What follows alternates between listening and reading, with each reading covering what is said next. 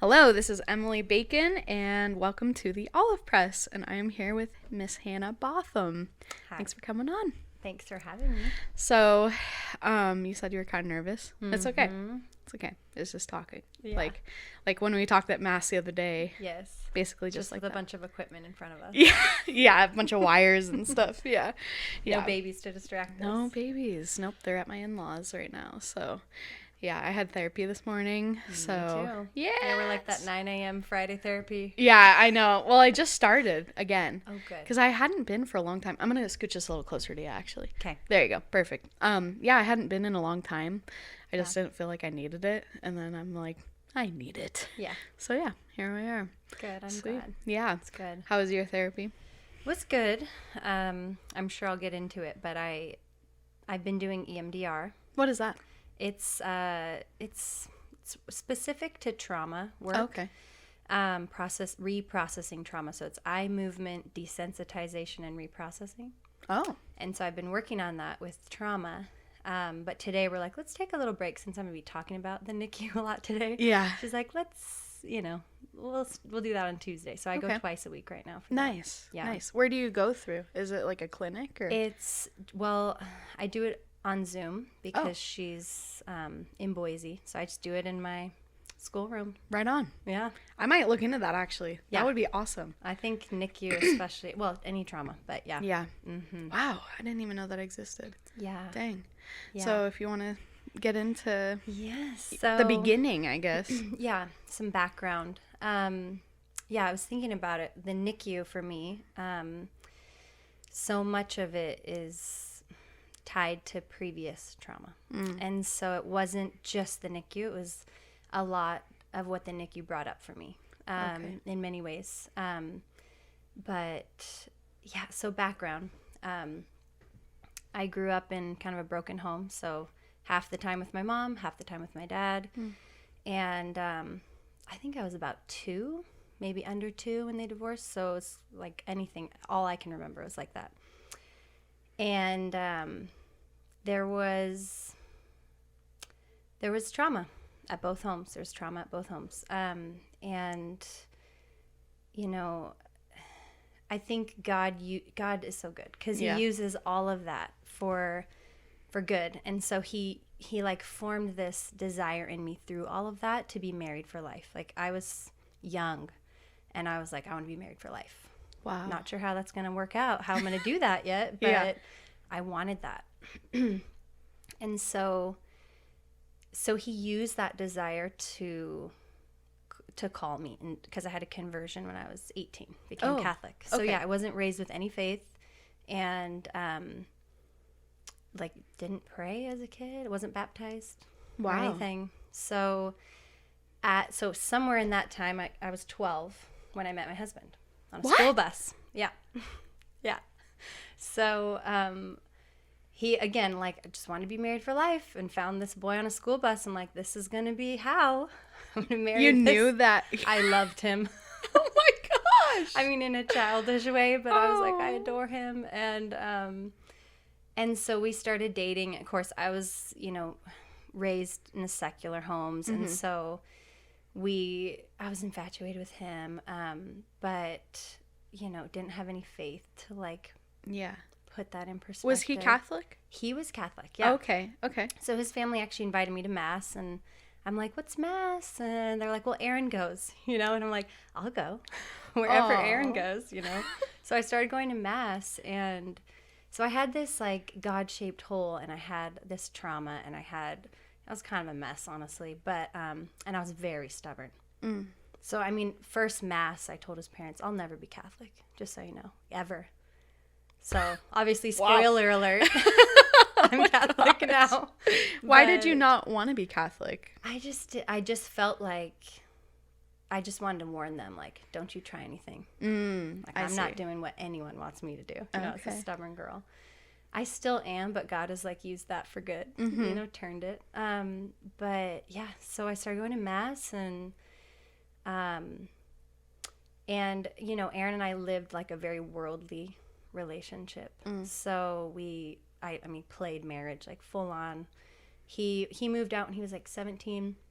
rented a house. We had a farm. I mean, like, we were like truly like thought we were married. So it was messy. You know, Yeah. it was young teenagers, and you know, yeah. So all of that oxytocin, but like not in marriage, just bad recipe. So then toward the end of high school, I kind of started this conversion. His dad was really a mentor to me, and my dad had, you know, kind of kicked me out at 14, and so I was with my mom at that point. And his dad really stepped in and mentored me, and is really still like such a dad to me today. Yeah. But he was kind of like talking to me about the faith, and I had this desire to be married for life, right? Yeah. So God just used that desire through my conversion to just kind of call me deeper, closer, and yeah. So Wow. end of high school, I was looking at colleges, and I went to Boulder, and I had my In Colorado? conversion. Yeah, Colorado. Is that a Catholic school? It's Or- no, Oh, okay. not at all. Okay, I didn't But think they have so. a Newman Center, Oh. and it was awesome. So Wow. yeah, I ended up becoming Catholic, and yeah, it's beautiful. Wow. So Yeah, so big conversion. when you were 18. Okay. I was 18, yeah, almost 19. Wow. Yeah, Dang. yep. So who is your confirmation saint? St. Francis of Assisi. Nice. Yeah. He's a good one. It's rare that women have men saints I know. as their confirmation Yeah. saint. Everyone was kind of like, "What are you? What kind you of want, drew like you? Cecilia or something?" Yeah, I was what like, kind of "Oh." drew you to him?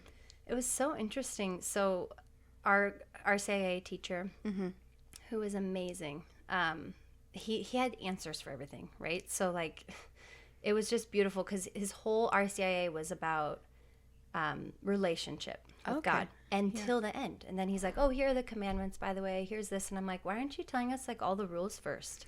And he's like, "Well, why would you want rules when you don't have relationship?" And so he just started with Wow. that. Yeah. And toward the end, he's like, "Hey, reminder, you got to have like your confirmation saint by Tuesday or whatever." And I'm like, "Oh, shoot." And I didn't know. And Yeah. he's like, "Your saint will pick you.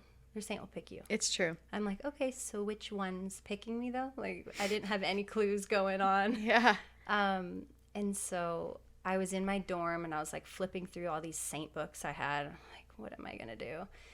And I literally put the book down and just like put my head back on the wall against my dorm bed. Yeah. And I hit my head on this frame of St. Francis's prayer. And I had literally never read the prayer. It was something my grandmother gave me. My dad's mom was Yeah. Catholic, but kind of fallen away. And I just hit my head on it, and I was like, "Oh, what is this?" And I just happened to read it for the first time. I had put it on my wall without even Wow. like, "Oh, St. Francis." Was it the "Make Me the Channel of Your Yeah. Peace" one? Yeah. I love that prayer. Yeah. So beautiful. And then I flipped through, and I'm like, "Oh, he's a patron of animals. I love animals. Like, even to this day, we have llama and goats and pigs." All that. Wow. So, yeah, it was neat. That is so cool. Yeah. Yeah, I do believe that. Like, your Yeah. saint will pick you. Yeah, Like, Saint it was Philomena Yeah. Is that yours? straight up picked me. Because she's the patron saint of blood disorders Oh, wow. and babies. Did you know you had blood disorder before that? No. When you picked her, you didn't. No, I didn't know until I had Finnegan. Wow. Even when I had Gianna, I had no idea. And then my mom's like, spoiler alert, she's the patron saint of blood disorders. And I'm like, okay, well, and I never had a devotion to her either Wow. until then. So So I told neat. Teddy, like, if I get pregnant for some reason, Yeah, we're going to St. Philomena's tomb. definitely. Maybe Yeah. healing will so happen. cool. Yeah. Dang, that's Yeah, so cool. more will be revealed, right? You're just Right. like, oh. And then I started learning about St. Francis. I thought he was just like with the birds and the wolf and all this gentleness. Yeah. And he's intense. He is. Like his suffering, yeah. the way he viewed suffering, like he's like, don't tell me not to suffer. When people are like, oh, take it easy, he would like throw himself on the ground and suffer more. And I'm like, Really? okay, I need some more of that because suffering's hard. Oh my gosh, I know. Carrying the cross, I'm like, And he had the stigmata too, right? yeah, Yeah. So So neat. crazy. Yeah. I can't imagine having the stigmata. Oh, I'd be man. like I can't handle like a splinter in my finger. So like having like a straight up wound in my yeah, hand, I'd be bleeding like, everywhere. ah. Yeah. Yeah, crazy. Wow. So, Yeah. and then when did you get married? So I moved home from college. I'm trying to keep this in a nutshell, but I moved home from college because I had some health issues. And so I just did the 1 year, came back. Aaron and I were like, kind of mess. Are we together? Are we not together? And then I went back to RCIA, this time just for fun. I already had the sacraments, but I'm like, I'm going to go back. And learn. And learn. And I invited him. And at that time, I was like converted and really into chastity and all the things. And he's like, why? And I'm like, do you want to go to RCIA with me one day? And he's like, not really, and he's raised Catholic, but it wasn't really his faith, at the same time. Just went to Mass on Sunday. And we went back there. And that was where he proposed, was in RCIA, actually. Really? Yeah. Like So during our class? relationship, yep. Our relationship completely just transformed. Like, wow. Yeah. So he transformed in that class for sure. It was really beautiful. So what brought you to the traditional Latin Mass then? Well, God, totally. Like, we didn't have any, we were Novus Ordo, pretty content with that too. Because we had friends that would go to, TLM, and we're like, it's really long. Yeah. Don't understand anything. And that was all I knew about it. So I didn't have a desire to go. But when we moved up here, Benjamin's godmother is a parishioner at St. John's. Oh, cool. She's like, oh, you should definitely just like start with St. John's. And we're like, okay. And she said, and you can, borrow a veil. And I'm like, a what? And she's like, oh, don't worry about it. You'll figure it out. You know? And we've just never left because of the reverence. It's just beautiful. When did you guys move up here? We moved June 2021. So right before the twins were born. Recent up here. Well, not right before, but I was pregnant. I was pregnant on our road trip. Yeah. Yeah. Where did you come from again? California. Oh, man. Yeah. Like southern? No, northern. Near San Francisco. Oh, okay. Yeah. Wow. Dang. Yeah. So kind of flash forward, we got married May 2014. And then we got pregnant like 2 weeks married. Lost that baby. Oh. Yeah. Sorry. And then we got pregnant with Benjamin right after. So we had Benjamin, a couple years later Adeline, a couple years later Bernadette. Wow. And then after Bernadette's postpartum, I actually had a trauma come up. That was kind of when it started to surface. Because I kind of functioned through it all from childhood, and I got married, and I had my conversion. I was busy, like focused on good things, and had 2 babies. Wasn't till after the 3rd that the trauma kind of came back up. And that was a hard postpartum, really, really hard. And so during that time, we were doing NFP. We're like, this is definitely a time to avoid, grave reason. I was not okay mentally or physically, really.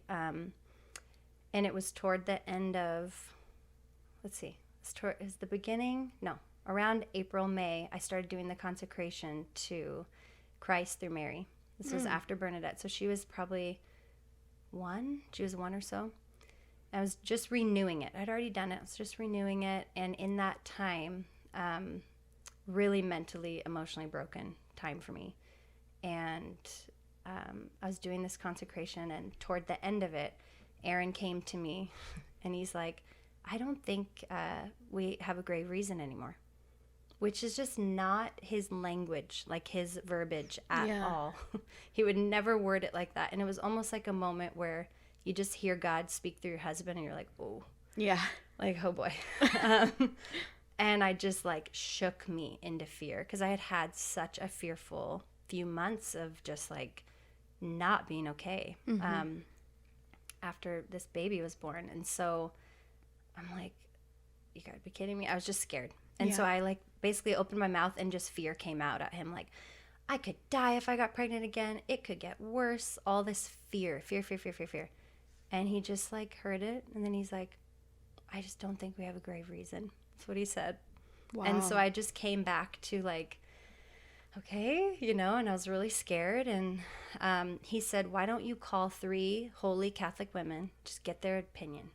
And he's like, okay. So, or I think he said 2. So I called 2. One of which was a woman who has 10 kids, who I lived with when we were engaged. Dang. And I was their nanny. They only had 9 then, so it's like no big deal, easy job. Yeah. But I learned everything about like cooking and cleaning. I didn't know how to fry a pancake. Literally did not know.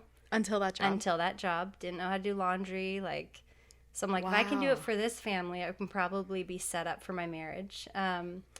So this woman, I called her and told her the situation of postpartum and trauma and therapy and everything I had going on.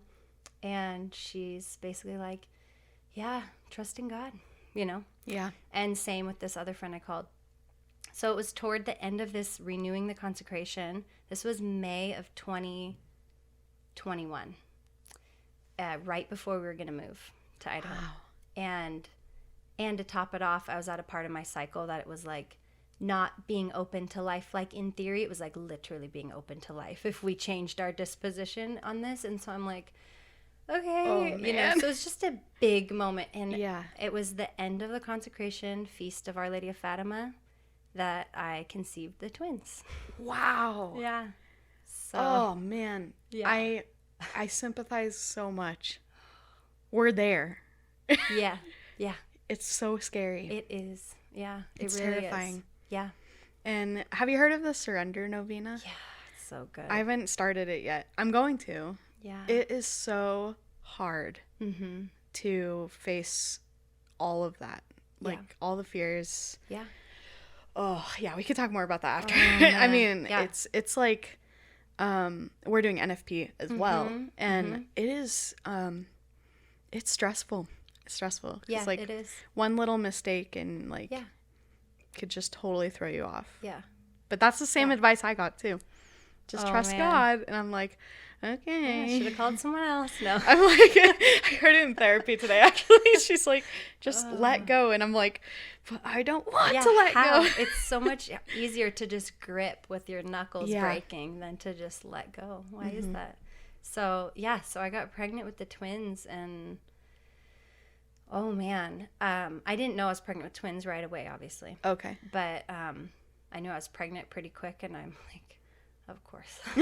And so it was just like huge trust. And what's funny is during Bernadette's postpartum, I had this like grief accompanying all this anxiety. I had this grief of like, I would never have any more children Oh, because I didn't think I was emotionally fit or mentally, like I thought it would never change. So I'm like, we'll never have more. I can't have more. yeah. And there was one time where I'm like crying about it. And I told Aaron, even if I did have more, they're, you know, they'll be so much farther apart than our other kids, you know? And I had all these things in my head about the future, which are just never play out the way you think or worry about. And I'm like, you know, I'm like, watch, God will, you know, God's laughing at me right now. He'll give us twins or something. I actually said that. Oh my gosh. Yeah. I'm like, okay. So when I got pregnant with the twins, I was 6 weeks, so pretty early on. I had known for a couple weeks, and I woke up one morning with the 3 kids, and I started bleeding. I was like, okay, I've had a miscarriage before. I know what it is. This is what's going on. So I actually called a friend. She drove right over, and I called Aaron, and, you know, he drove right over, took off work, and he's like, my wife's having a miscarriage. I need to go home. We went to the hospital, and I'm cramping, bleeding, the whole thing. Yeah. Went to the hospital, and this is during COVID in California. So they're like, you can't have a partner come in with you to any appointments, right? But they looked at me, and they're like, okay, she's bleeding. She's having a miscarriage. We're going to kind of like sneak him in and let her have her husband during this awful appointment, right? So nice That of is them. so retarded. It is, yeah. I hate California. Oh, I'm glad we're not there. Not Yeah. a good place to raise Seriously. a family. Not where we were. Anyway, so I go in, get the ultrasound. You know, it's just basically a confirmation ultrasound, right? And right when they scan me, so I'm like on the, what is it? Those things you have to put your feet in. Oh yeah, gosh. what are the stirrups or whatever. Stirrups. Yeah. So I'm like that, crying. Been crying all morning. And Aaron's to my right. He's standing. And they kind of put the jelly stuff on my belly. And Yeah. they scan. And right when they scan, 2 sacs pop up. Oh. Just like 2, very clear. And I was like, immediately, I was like, why are there 2? And the lady just kind of nods. She's like, there's 2. And so immediately, I'm in shock. I'm staring. And I hear, get him a juice box. Get him a juice box. And I'm like, what is going on? And I look over and Aaron's just very slowly going down to the floor. Very like controlled, I will say, like a very slow, calm passing out from shock. And I still have this juice box. I've like cut the front of it and saved it in the twins' keepsake. Oh, that's so funny. So I needed a juice box that day too later on, but we were in shock. And so then it was like, okay, I'm miscarrying one probably. And so I'm like, is one alive and one's not alive? And just like, I can't even explain this moment. Twins. You just never think you're going to have twins. It's just Do twins run in your family? No. What? Aaron's sister has identical twins. But I'm not related to her, and identical twins aren't genetic, so, like, I just never have thought about it. Yeah. Since watching The Parent Trap, like, it's left my mind completely until this moment where I'm like, what? So then it was scary because it was like, okay, do I have twins but one? You know, what's going to happen? Yeah.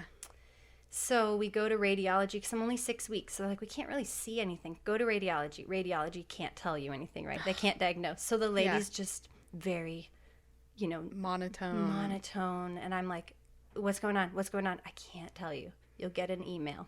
I hate that so much. So we leave the hospital not knowing what's going on.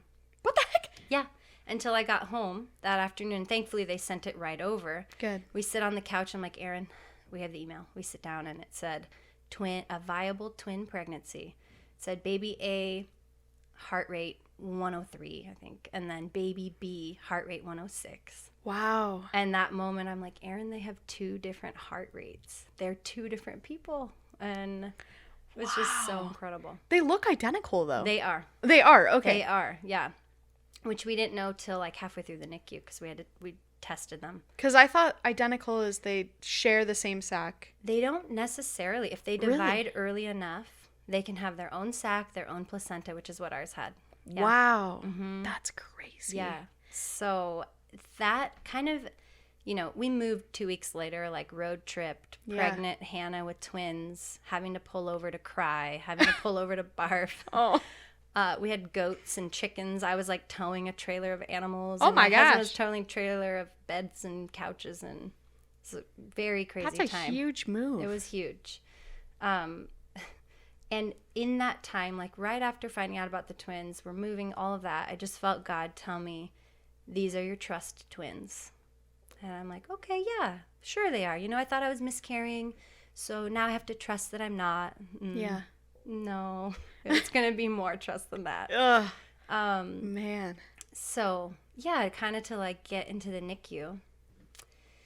We moved in June, end of June. Mm-hmm. So pretty much July we came here. It was that heat week. In 2021. 15 degrees. Yeah. I didn't know chickens could pant. We were like pulling over and the chickens were panting. The goats were like almost dying. It was like survival of the fittest. And everyone survived. I was like, we have some tough animals right now. I'm trying to visualize what chicken panting looks like. Just YouTube it. No, I don't know. I might have to. I don't know this. if it's on YouTube, probably. I should have filmed it. Yeah, it was very intense. So we moved, started going to St. John's. I mean, kind of settling in. We didn't know a whole lot of people yet. We really just knew Ben's godmother. That's it. Okay. And our twins, let's see. Everything was healthy pregnancy besides that beginning, which was like a hematoma blood clot. So that's why I was having bleeding. Okay. But everything was good. They checked them all the time. They checked each placenta, each baby, measured everything. Everything was good. I'm going to scooch this a little closer. Sorry, I know. No, you're good. I'm like backing away. There you go. And so, let's see. I went in for a checkup. Oh, I will say Aaron's parents who... I was super close with. Like, people are like, oh, your in-laws, you know. And I'm like, no, my in-laws are like my parents. Yeah. Like, I love them, right? But I still had a little, distance there. Okay. Just out of protective stuff. And, and so God was working on that too. So his mom, when I was pregnant with the twins, said, you know, when you have the twins, I think you're going to need a lot of help. And we'd like to come and just like help for a few months. And that might sound really nice to a lot of people, but to me, I was like, absolutely not. Boundaries, nobody's coming. You know, I'm doing this all on my own. 5 kids, 6 and under. That's just what I'm going to do. I just didn't want it. And even Aaron was like, this might be one of those times where, you know, God knows what you need more than you know what you need. And I'm like, no, I got this, right? Yeah. So his parents have a rental in Washington. And so this rental was having all these issues. And so they were over there and they said, hey, we'd like to come visit you. And this was in November. So I was due very end of January 30th. Of 2021. 2022. Okay. Yeah, they came in the wrong year even. I was like, oh boy. So his parents visit in November. And they're just there for a couple days. And they're like, we're going to take off on Monday. And I said, would you stay till the pigs get slaughtered? We had 2 pigs slaughtered that day. Wow. And then will you go? And they said, sure. So we had a good visit. They were planning to take off that Monday. And we did a little blessing of the pigs. Nice. Like holy water. And they got some cottage cheese, which I realized later you're not supposed to like feed them. Oh. But we gave them cottage cheese. And that day, so went inside that morning and I just started bleeding out everywhere. Oh, man. Just total shock. Like completely bleeding through my pants all over the floor. Oh. So I called Aaron and I just said, I'm bleeding. Come inside. And his parents were there. And they weren't supposed to be there, but they had stayed. And so they were there. We got in the car within probably 30 seconds and sped to the hospital. Were you at Kootenai or We're at Sacred Kootenai. Heart? Okay. Yeah. And so we got there and they did an ultrasound. First of all, they're like, that's a lot of blood.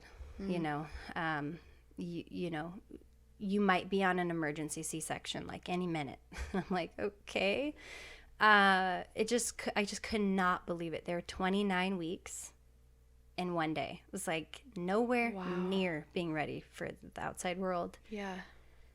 So they did this ultrasound and they like didn't tell me that they were alive for the longest time. I'm sure it seemed longer to me than it was, but they just kept looking at me and looking at them. It's like, oh boy. I mean, they're in a way I thought I was dying too because there's so much blood that I'm like, am I dizzy from anxiety or am I dizzy because like I'm about to pass out? Yeah. Super scary. They did this ultrasound and they said they're both alive. They're both okay. We don't know what's going on. We don't know where the blood's coming from. So they had like all these specialists come in and out, in and out. And they said, we're prepping you for birth. We're prepping the babies for birth. And I'm like, basically like, no, you cannot be taking the babies out. You know, like there's no way. So they're like giving me magnesium, which makes you feel like you're hit by a truck. Yeah. They're giving me like steroids in my butt cheek for the baby's lungs. Yeah. They're like, every minute they're in the womb right now is good. So let's just see if we can keep you, you know, stable. And I had another bleed. And they came in, they're like, okay, if you have one more of these bleeds, it's immediate. Like, we're knocking you out and taking the babies out. And they're like, so we'll just kind of wait and see. Oh, my gosh. See how long we can keep them in. So, oh, man, I think we were there a couple hours. I had one more bleed, and they were able, thanks be to God, to keep me awake for surgery. But they pretty much rushed me in, and they did send the neonatologist in right before this bleed. And they said, she can answer any of your questions for like 5 minutes. And I'm like, wow. Okay. How big will they be? And she's like, between 2 to 3 pounds. Will they survive? She's like, I think so. They have a good chance. How long will we be in the hospital? Probably till their due date, which is like, in my mind, next year, 2.5 months away. Like, oh my gosh. In the NICU? In the NICU. So I went in for surgery and I said, will they cry? I don't know why I asked that. Will they cry when they're born? And she said, probably not. Their lungs are pretty weak. So Margaret, what was happening was I was having a placental abruption. So my placenta in her sac was separating. And because of that, she was inhaling all this blood, just taking it in. And so they said, at this point, we want her in the womb, but she's getting sicker every minute that goes by. Her lungs are getting weak. And so we want them to be born with a fighting chance.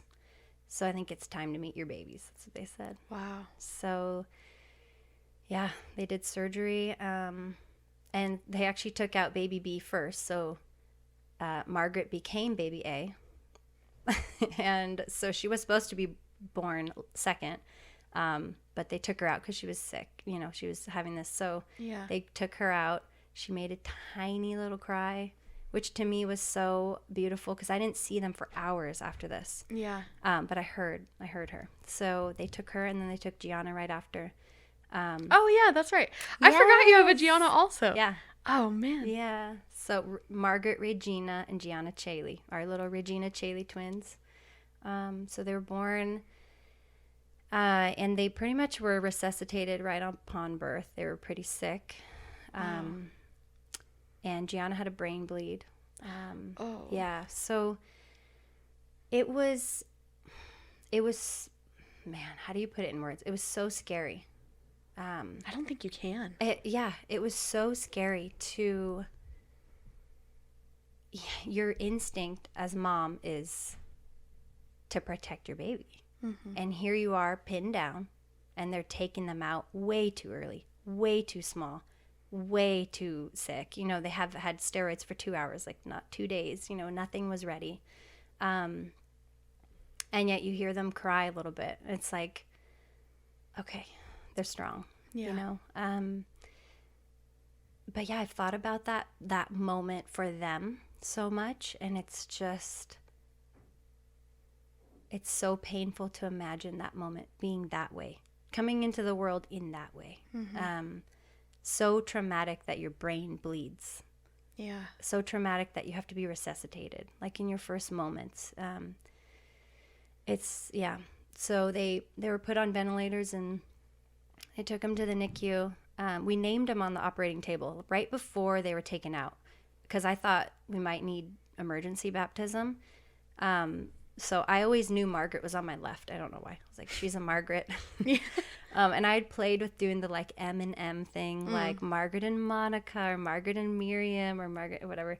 Aaron loved the name Gianna, always. Yeah. And so I said Margaret on the operating table. He said Gianna. I was, okay, we're done. And then Regina Chaley had come to me at their gender reveal. Nice. So, yeah. So they were named. They were put in the NICU right away. And then, you know, I had to stay for that part of surgery, which is longer than the beginning. They take them out so quick. That was so surprising.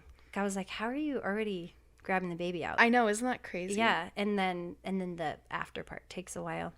To sew you back up. Yeah, sew you back up. So I had a spinal tap. So that part, like I was numb for a long time. Mm-hmm. And Aaron had seen the babies and I hadn't. And so I was just like totally in shock. And also just grief. Like, where are my babies? Yeah. Where are my babies? Like, get me out of this bed so I can see them. Yeah. And so I remember just, like, taking my legs with my hands and, like, picking them up and throwing them myself around, trying to, like, unnumb and, like, get out of bed to go to them.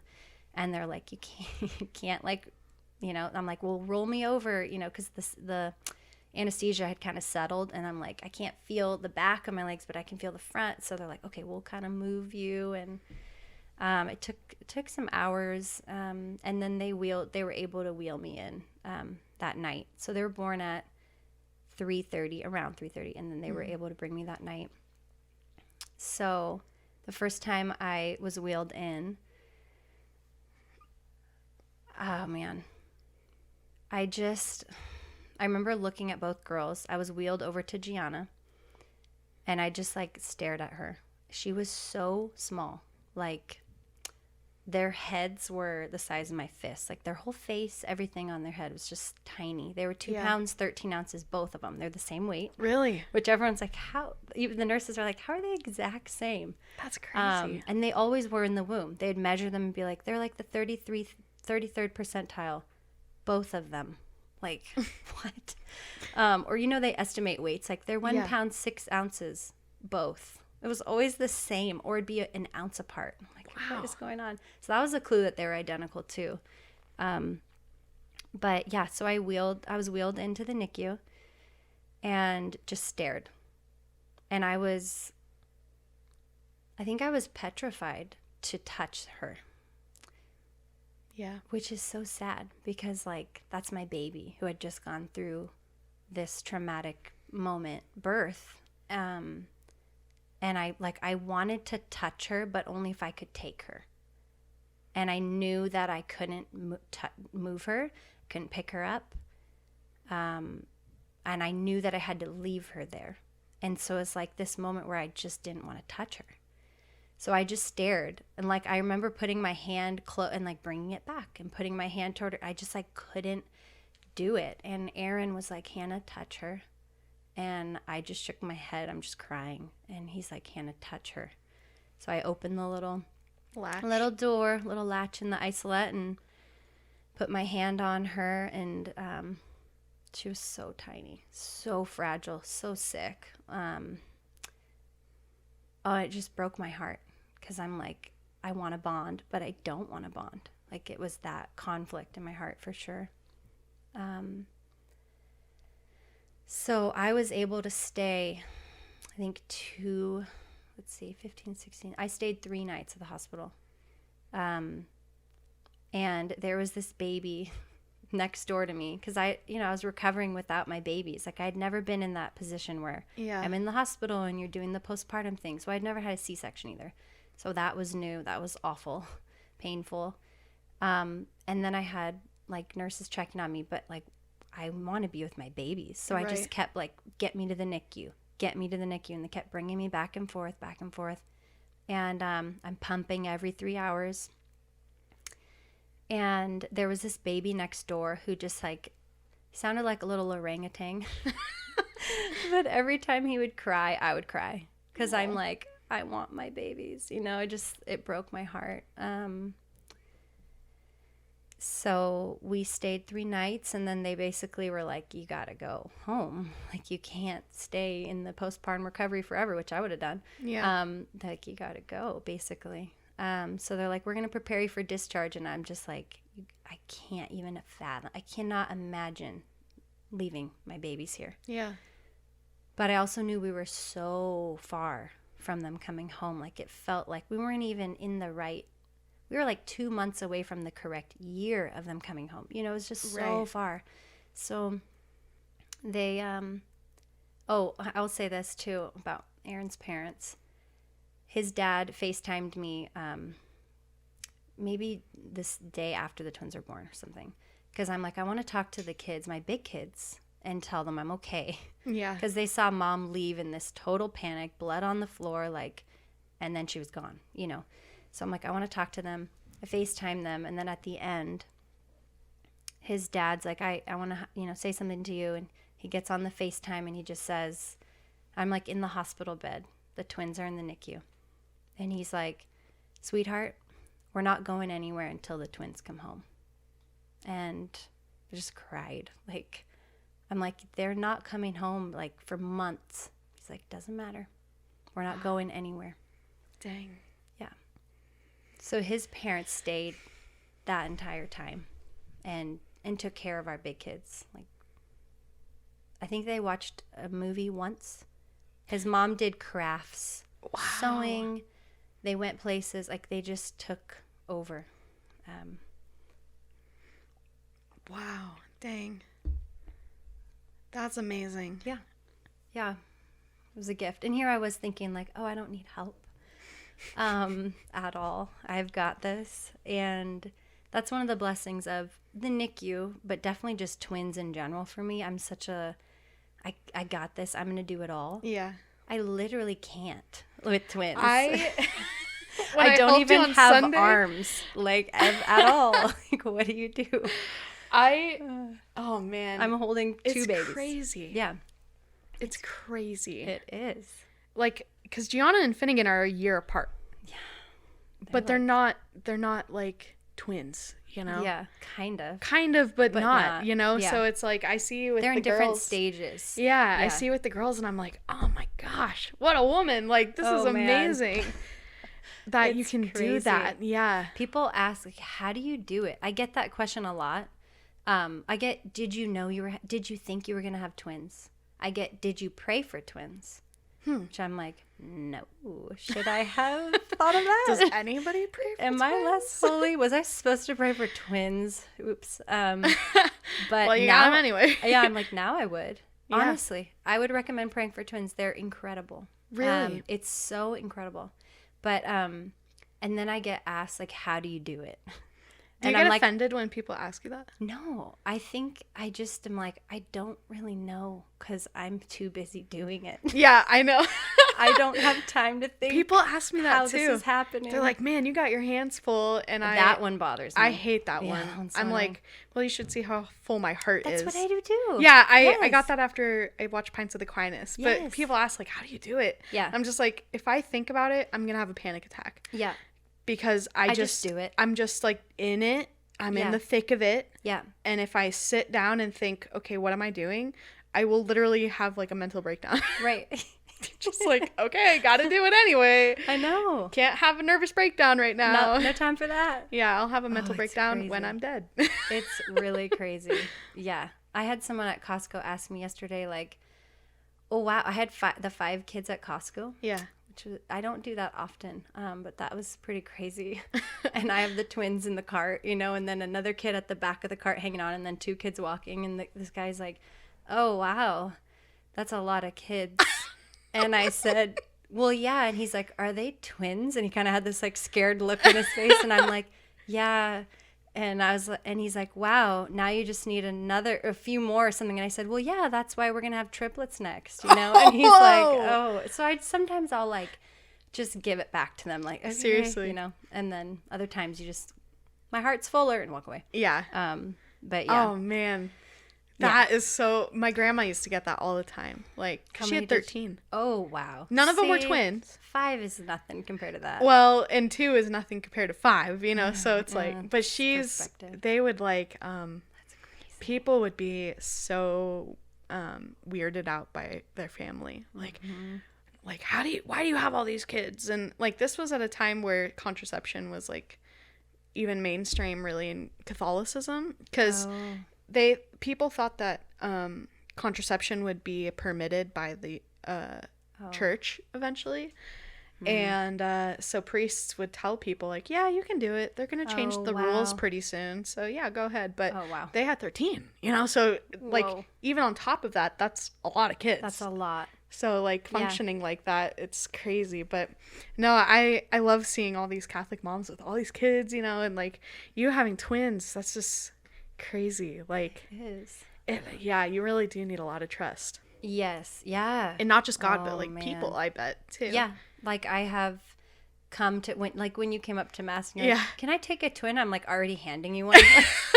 You're like, please help. That was not Hannah before twins. Like I'm like, oh no thanks, as I have like one on my back and one on my head and one on my shoulder. It's like, why did I operate like that? But I did operate like that out of certain things I've learned, right? Through trauma, like self-sufficiency is so ingrained in me. And that's, I think, going back to the trust twins and the NICU. Oh man, it was so much bigger than me. Like that whole experience. There was so many things that I either witnessed, like witnessed procedures, certain things that were beyond my capacity to even handle without God. Completely too much. Too heartbreaking, too hard. Leaving the girls, like leaving the NICU without babies was, I think it was in the beginning, it was just the first time we left, like, I just remember I've never cried so hard in my life. Yeah. Ever. My whole body shaking and just screaming over and over, this isn't right, you know, crying. And every stoplight was just like a marker of like grief. Like every stoplight we got farther from them was just, and it's like, how do you do that? Humanly do that? It's really, it takes God. Yeah. That's it. Yeah. Like, and I think it takes, like I had other children that I had to go to. I probably would have been like just living off of like crackers on the floor of the NICU, like no shower for 72 days if I didn't have my other children. Yeah. Like I had to go. And I think I've been reflecting on that too lately in therapy and just like thinking about this podcast. That wound of like I left my children. I mean, that reminds me of my traumas, right? So it's like deeper than just I left my children. It's like what I felt for them because of what I felt as a child. It was so deeply painful, and still is, like so painful that I left. Yeah. It's like how can I fathom that? But then that wound is something only God can restore in me. And that's where the trust comes in again. Like even because going through the NICU was so much trust. And then we were discharged, and that's when the trust really began for me in so many ways. Because I'm good in an emergency. I mean, that was a long emergency. Yeah. So I had my moments where I broke, for sure. But it was like after the NICU that I unraveled. Yeah. I broke down. And because I didn't need to hold it together and get my babies home, right? Like that was my mission. Right. Get my babies to be okay, alive, healthy, and get out of here. And we did that. And then, right, like then I come home and I'm like, oh, I'm not okay at all. Then reality hits. Yes. Yeah. So, and trauma, like PTSD, things that I didn't anticipate staying with me, like in my body. Yeah. Trauma's so physical for me. It is. Oh, man. Yeah. Especially for women, I think. We're like, we embody it. It's just it's in there. Yeah. Stress and trauma, I think, actually they found that women internalize that in their actual being.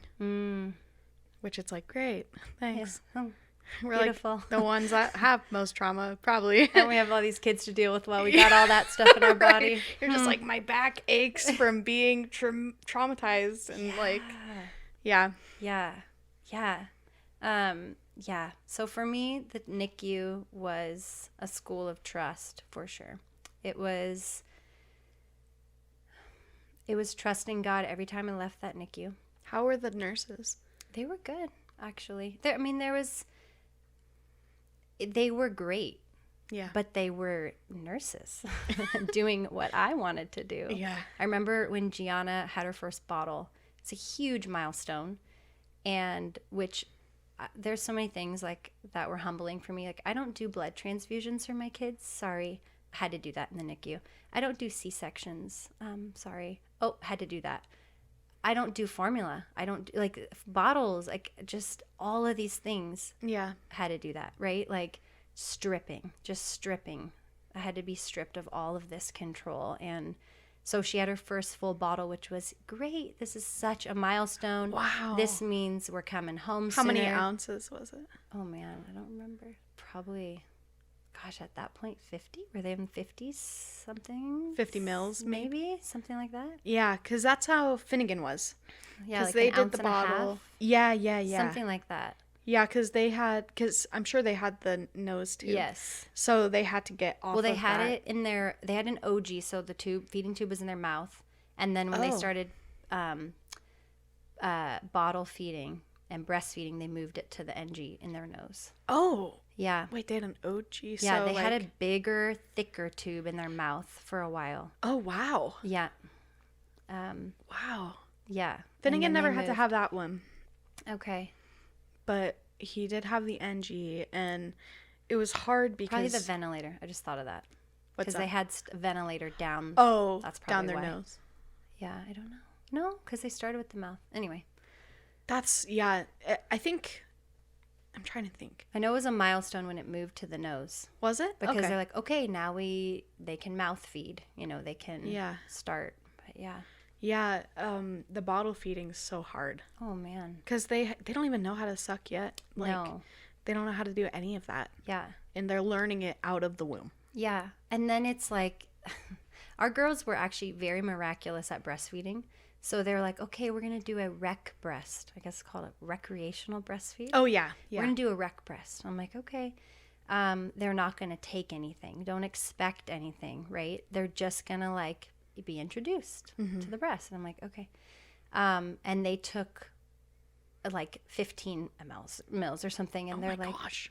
what just happened? You know, I'm like, I don't know. Or I remember being like, they're breastfeeding, they're nursing, like they're not supposed to be. I was all nervous about it. And they're like, okay. And they weighed them, you know, before, and they saw what they took. But they always breastfed better than bottle fed, which was unheard of. Like people are like, how are these twins eating? Like it just was crazy. But they had to learn how to eat and breathe at the same time. And that was the challenge because they were it took them several weeks. I mean, 2 months. The first time they breathed on their own was January 9th, and they came home January 26th. So it had been a couple months. And of course they did it on the same day because they do everything together.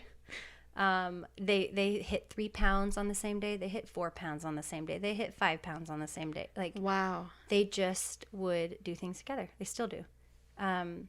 What was really neat, one of the like miracles of the NICU was we had a doctor tell us kind of early days, by the way, because I had asked like, so when they go home on this, you know, and he said, just so you know, like most twins don't go home on the same day. And I'm like, what? I had never considered that. I'm like, okay, so I bring one baby home and then I bring the baby back into the room. And they said, well, you can't bring the baby back in the room. Like once they're discharged, they can't come back in the room. And I'm like, but her bed will be there. Like it's a twin room. Her empty bed will still be there and you can't bring them back in the room. So I started freaking out, right? And it was just one of those moments where I'm like, okay, trust. And I was like, Aaron, we're going to start praying, asking St. Jude to pray that they come home on the same day every day. So we would just do that every day. And toward the end of the NICU, they had to be eating by mouth like 80%. I think it was 80 was the the number where they're like, okay, we're talking about going home when you hit 80. And so Margaret was ahead of Gianna in respiratory at this point. So she was getting closer, and she was just a little bit stronger, and she was eating a little bit more.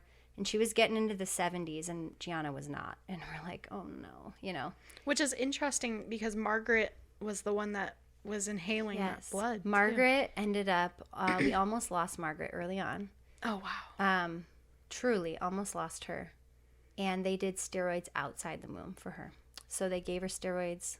That must have been maybe a week old, somewhere in there. She was still on the ventilator.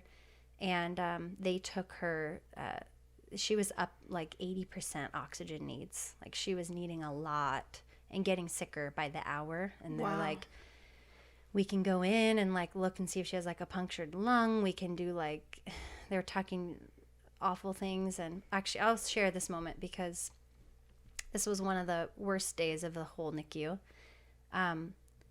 They basically told us like, there's not much more we can do. You know, like, this is the direction it's heading, and they kind of prepped us.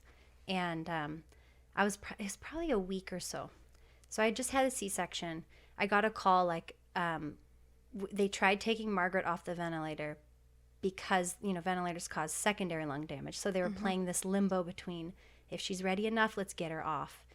And she was, and then she just started getting sicker. So like we have to put her back on.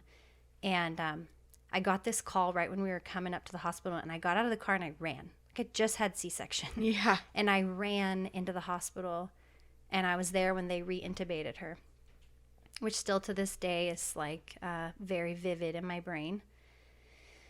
Just watching her go through that. But it was that kind of couple days after where they're like, this is not going well. And we actually prayed. She was on 80% oxygen needs, and we prayed to St. Bernardine, and we asked everyone for prayers, like specifically a miracle that she will have a miracle of respiratory, like something will happen. And that night I just like ran out of the room after she was intubated, which I always sang Regina Caeli, Salve Regina. I always sang this over the girls during procedures. So God gave me this strength to sing to her. And then once she was kind of through it, I just broke. And I like ran to the corner of the room and I was just crying. And this nurse kind of came up and Aaron was crying. Like we could not even look at each other. And she was kind of like holding me. And I got up and I went into the bathroom across the hall.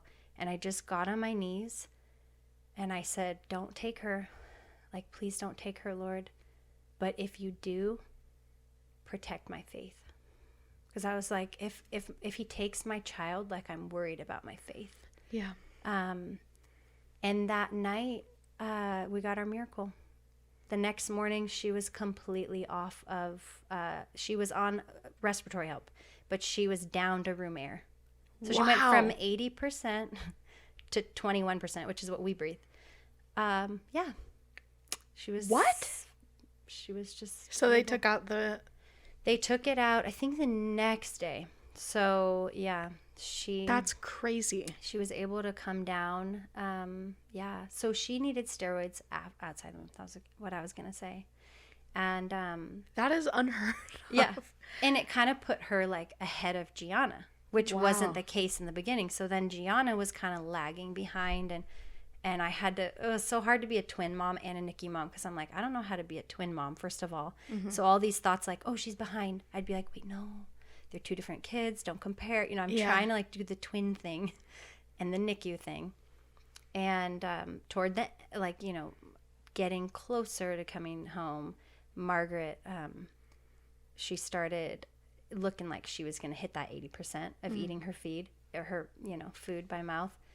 And Gianna wasn't. So we're like, oh man. And so she went to 76, I think, and then 78, and then 79, and then 74. She just played around with these numbers, and they both went over the 80% together the same day. Oh my gosh. Yeah. And then you guys. Yeah. And they're like, okay, we're getting close. You know, they're in the 80s. So she waited. Wow. Yeah, she waited. And she's also recently taken a couple steps. And never again since. And I'm like, you're waiting for Gianna, aren't you? Like, you have to walk together, Gianna too. Goes on her knees. Gianna does So the little cute. kneeling. It's so funny. Wow. So did you guys stay, when you guys did get discharged, did they have you stay the night with them? They, you mean before we went home? Yeah. Like, they have a night, right? Yeah, they had me come. They were like, you don't have to stay at night, because they're like, you're pretty involved. We feel like you know how to do the feeds, but maybe just stay like a full day and practice this and that. And so I was like totally not prepared for that, because I came in one morning and they're like, oh, they're doing great, this and this. And, you know, they gave me their numbers at rounds, and then they're like, yeah, I think it's time to bring the car seat in and all this. And I just remember looking around at the people at rounds and just crying. I'm like, you mean, wait, like what? You mean we're ready? They're like, it's almost time to go home, you know? Oh, man. Yeah. Yeah. The car seat is crazy. Yeah. The car seat test. Man. Because they're so tiny. Yeah. Like, Finnegan was 6 pounds. Yeah, they were 6'2". They were 6'2" and 6'3" when we went home. I think that's what Finnegan was also. Yeah, and that's tiny. It's tiny. And with their history, they're like chin to chest. You don't want them having their chin to their chest or they can't breathe. And that's the car seat, right? Yeah. Chin to chest. Right. So you're like, okay, so we're going to curl them up, these babies that have not known how to breathe most of their life, and an hour and a half, I think, right? Yeah, and you sit there and you're watching your kid in your car seat, and you're just like, okay, is he going to pass? Is he not going to pass? Yeah. Finnegan slept the entire time. Yeah. He was fine. He was like, I don't care. Yeah.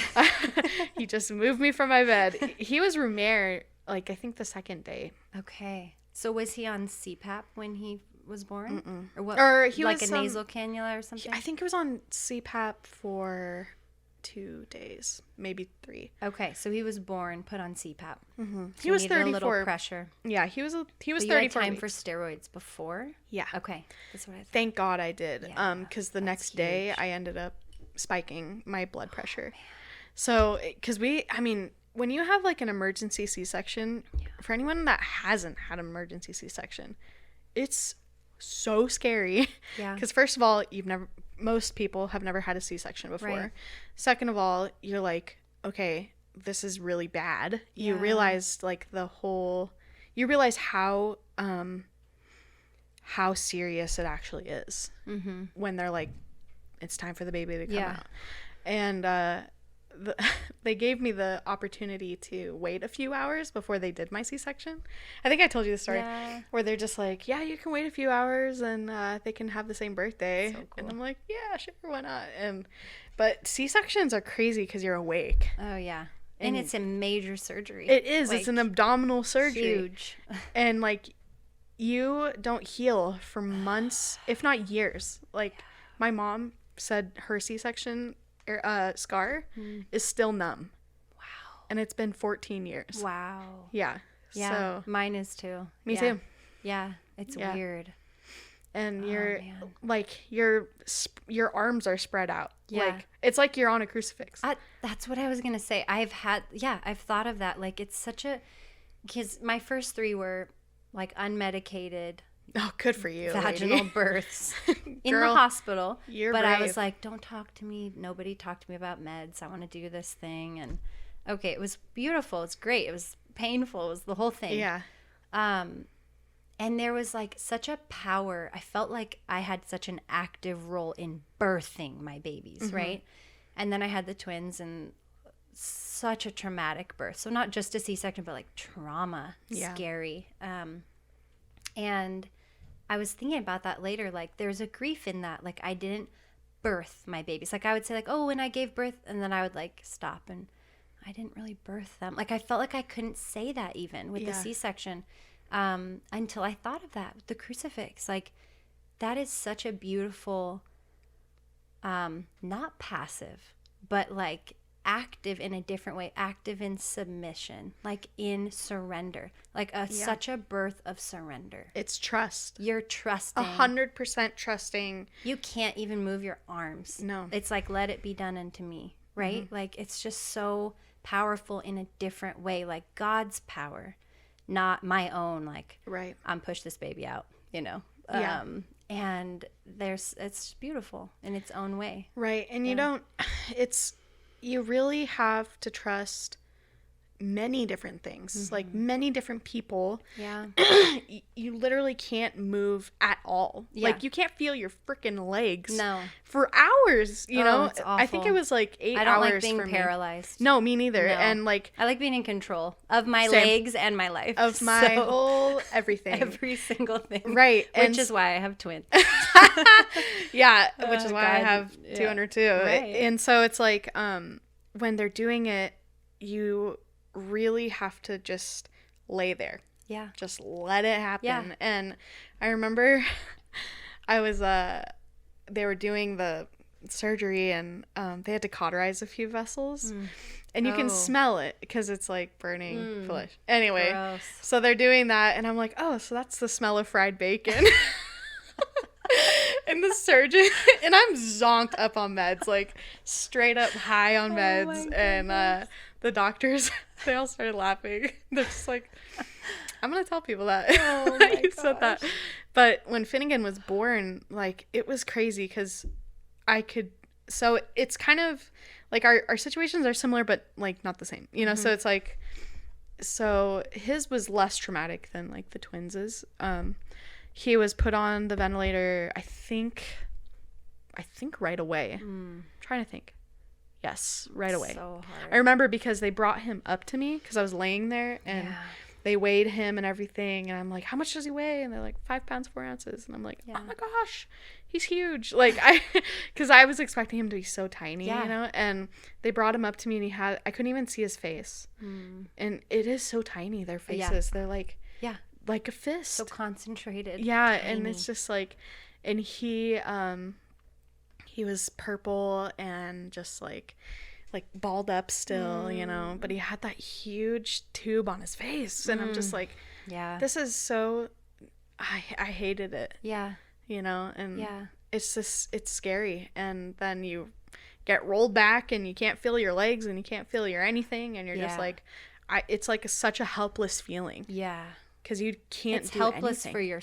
You're looking at your child going, I can't help you. There's nothing I can do. I think, that for me is man, like that's the NICU. It's like I can't change this for you. Right. I can't take it on. I just have to, like, they have to surrender. I think too, like when I go back in childhood, I feel like I made this vow of my kids won't have this. Fill in the blank. That was how I got through things, was like my children won't have to deal with this. Yeah. Or hurt in this way. But I didn't realize I made a vow in my heart of like, they won't hurt, period. Yeah. And so then you have your children, and of course, like my first 3 have had certain things. My third had food allergies. She had a little minor surgery, and there's suffering, right, in children in general, even if they're healthy kids. Right. But like seeing the twins endure what they endured was so painful, so helpless. Like, I cannot do anything. I can't protect you from this. Right. I can't change it. And it's like on its own course too. Like the NICU is they're always like, oh yeah, you'll see. They'll get the hang of it. They say these things and you're like, but when? Right. Like, when are we going to be out of this? And these nurses have seen it a million times. Yeah. You're experiencing it for the very first time. Yeah. And so it feels like forever. Yeah. That they're going to reach these points. And like, I remember Finnegan used to rip out his NG tube all the time. That's the worst, is you have to watch them rethread Put it back and they're in. sneezing and they're coughing and they're crying and they're jamming it down. Oh, it's terrible. It's and he did it all the time. Like so did you get the little bravery beads? Did you guys? No. You didn't? Okay, so this might just be for Sacred Heart. Okay. They did bravery beads where they would they have a little paper and they mark how many times they had to stick them, how many times they had to put the tube down, and for each little mark they give you a bead. Oh wow. I'll show it to you afterwards, but man. anyway, there was one day he had ripped it out 3 times. This kid, and 3 beads. yeah, and it was hard because they'd glue it down, or not glue it, they would tape it down. Yeah, so it'd rip their skin. It'd rip their skin. And Their the skin's Teflon or whatever. right, Oh, and the man. skin is so tender anyways, and so his face is just ripped up, and he's just so tiny, you know. And I think back, because with Gianna, she was 37 weeks, so she wasn't in the NICU. Yeah. Tiny. Yeah. But I couldn't really tell because I was blind. Oh my gosh, I remember hearing your story. But then with Finnegan, he's like, I can visualize it, and like he's just like this, you know. Yeah. Like he's on your chest. You can't feel their weight really. No, it's like am I holding you? You don't get that like sensory input of like, my baby's on me. You're like, are you?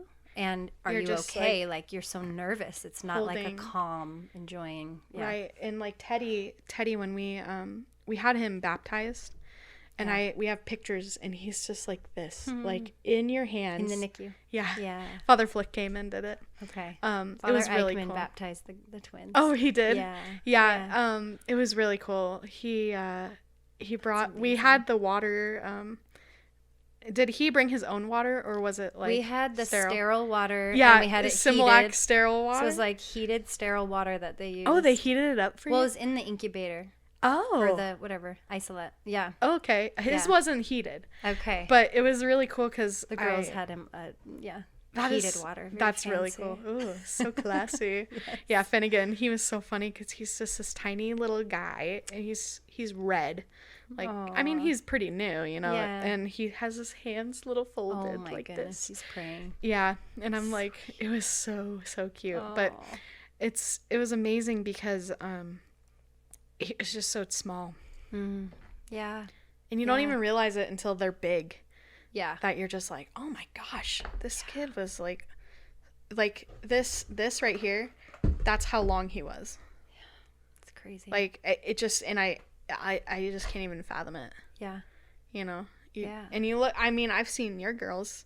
Yeah, they're you wouldn't even small, know. but you wouldn't know. They're not so small where you're like, what happened? Yeah. They're just. So with Gianna's brain bleed, how did they treat that? It was a grade 2, so they just monitored it. Okay. And and she was fine. She didn't need any. They had some heart things too, but everything was self-resolved pretty much. Besides their anemia, they had to have blood transfusions for that. Okay. But everything else was pretty. Wow. Yeah. When I think so, man, I think about the NICU and I'm like, why? Sometimes I think of that, like, what was that? Obviously to teach me to trust, but like when I lean into that and I think about it, I honestly think I wouldn't have the let me see how to put this. Because of past traumas, I always had this like caveat in my faith of like doubt. Like I could go to this place of despair or doubt and I could stay there. And I can still go there today, but I can't stay there anymore because I've seen what I've seen. Like I've seen babies that their lungs were completely stuck together, both collapsed lungs, and I've seen them breathe now. And I've seen, a child that was stabilized over a brain bleed and couldn't be moved for 3 days. And I see her walking on her knees, like, around my house. Wait, Margaret's lungs were stuck together? Both of them. They didn't have, like, surfactant, so they couldn't, like, they were just collapsed lungs. Just, like, sticky. Interesting. Yeah. Okay. And Are so, they they're better like, now? they have a double collapsed lung. And I'm like, how do you, like, come from that into this when I see my twins today? I feel like it's, there's a song that I listened to during the NICU, and it's Too Good to Not Believe. Have you heard it? No. It's like, God, I've seen too many miracles through the NICU and through the twins to stay in that place of doubt and despair. I can go there, but I can't stay there. And I feel like I needed that lesson of God's goodness and power. Not that he can heal, but that he wants to. And then flash forward, me going through like trauma treatment this past year has been pretty intense with twins. Like people are like, how are the twins? And I'm like, they're good. And a couple people are like, how are you? And I'm like, oh, different story, this year.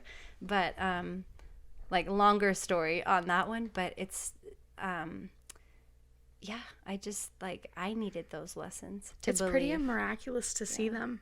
Oh, man. And they're so cute. Like they are so cute.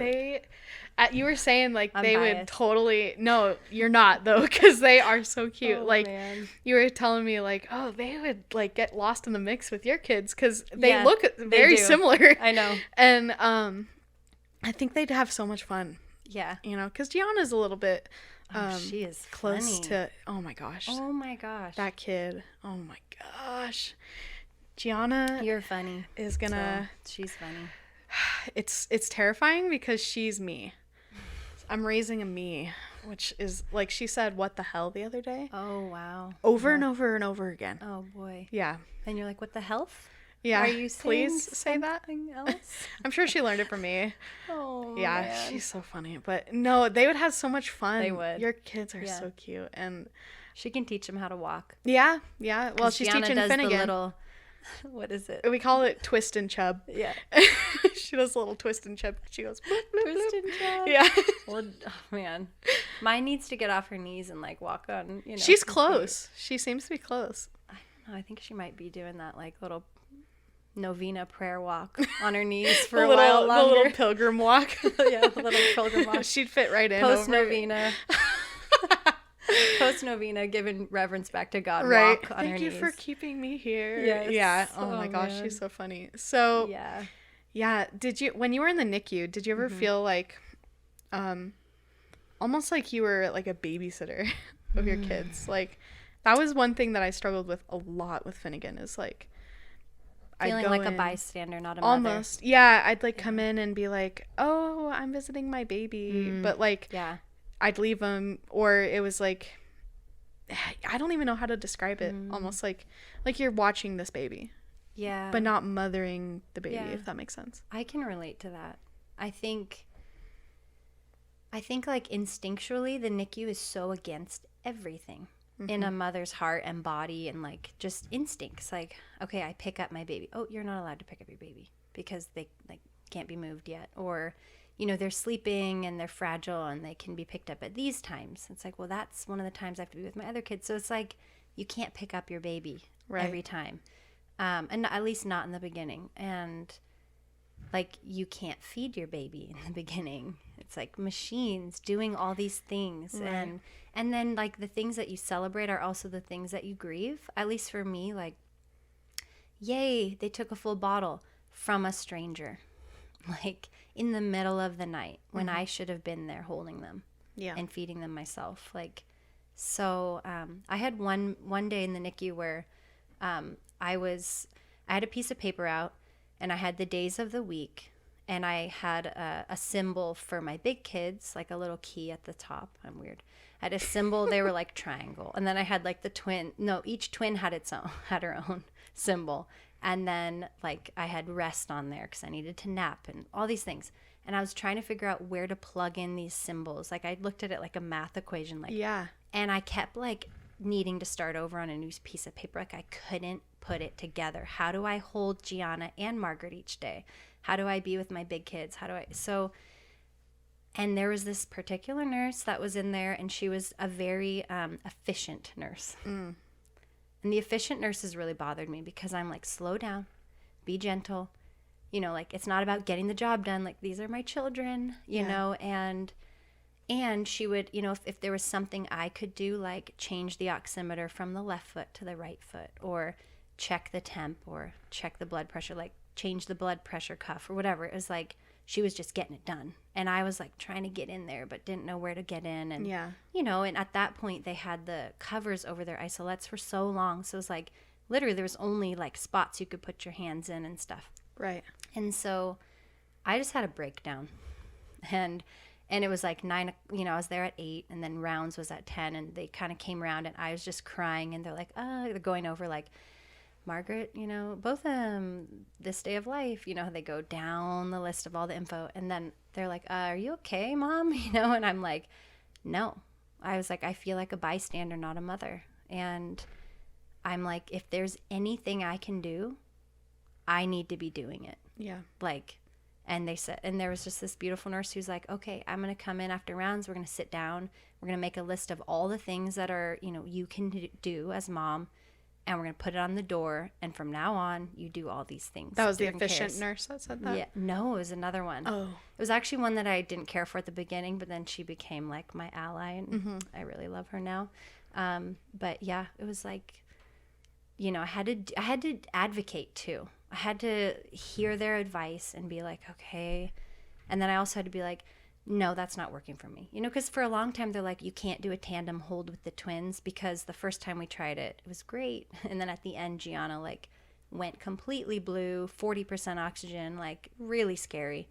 And they're like, we can't do a tandem hold, you know, and I just went along with that. And then I realized at one point, like, you know, let the twins tell us if they can do a tandem hold or not. Like, it's been, you know, a week or 2 weeks or whatever. Like, let them speak for themselves, you know, and they need each other. Like, you think of, like, the kangaroo care between mom and baby. Well, they need each other. Like, that's what they're used to.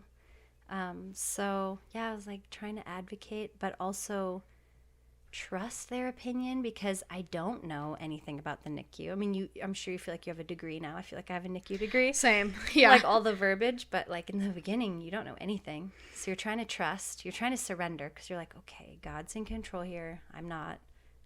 But when do I need to advocate and just say, no, this is what we're doing? Right. So it's a hard balance. So did they have a step-down unit for the babies too? Because when Finnegan was... when he was there, he was in like the NICU portion for like 3 days, I think. Oh, okay. And then he was in the step-down unit after that. In the NICU, but like step down. Yeah, it was interesting. It was like a few floors because literally step down. Or it was like downstairs. It was actually upstairs. Oh, there's a step-up unit. Yeah, right. So it was like, it's like they call it a step-down unit because the care isn't as intensive. Okay. Because they don't so like need level it. 4 goes down to level 3 or level 2 Yeah, or something. yeah, exactly. So okay. like he was in the incubator. Yeah. We called it the bacon warmer for a really long time. He was there. He was in that for, I think he was in that for 4 days. And then he was Romer. and he was Okay. holding his temp for a little while. Okay. Then he stopped holding his temp because he was able to hold it, but he was expending so much energy that he Yeah. wasn't gaining weight. Yeah. And so they put him back under the bacon warmer for a while, and then I think he was under that for like 3 weeks. Oh, it's so crazy. Like, Yeah. just the things when you have a baby born at term. I was thinking about this like 3 times. I left the hospital next day or 2 days later Yeah. with a healthy baby. Going home. I never considered the NICU. Never thought about it. And it's like, I mean, I could have very well walked past a mom who had this other version of birth or had a baby in the NICU, and I would have never seen her. Like, I would have never noticed. Yeah. And now I feel like with this experience, I'll never not notice. Like, Right. you see it different. And you kind of connect with moms that have had babies in the NICU. For you know, like you sure. texted me and I'm like, I don't think I need to talk to anybody. And then I'm like, no, I need to talk to someone. Yeah, I was like, if you just ever want to talk. It's like, Or I'll just bring you dinner, Yeah, whatever, which we are very something. thankful for. But it was like, I just felt like I had to do something for you. it's so the hard. prayers were so helpful. Like, Yeah. it was so hard to like have each day, the people come up to you, tell you about your baby, Yeah. you know, and you're just like, I should know all this already, Yeah. you know, but also it's like, especially when they're not making the milestones that they should be. Like Finnegan wasn't gaining weight. He was losing weight. When they go backwards, when they Yeah. advance, it's like they say 2 steps forward, 1 step back. That backward step is really hard. It's huge too. Yeah. So like Finnegan was born at 5 pounds 4 ounces, Yeah.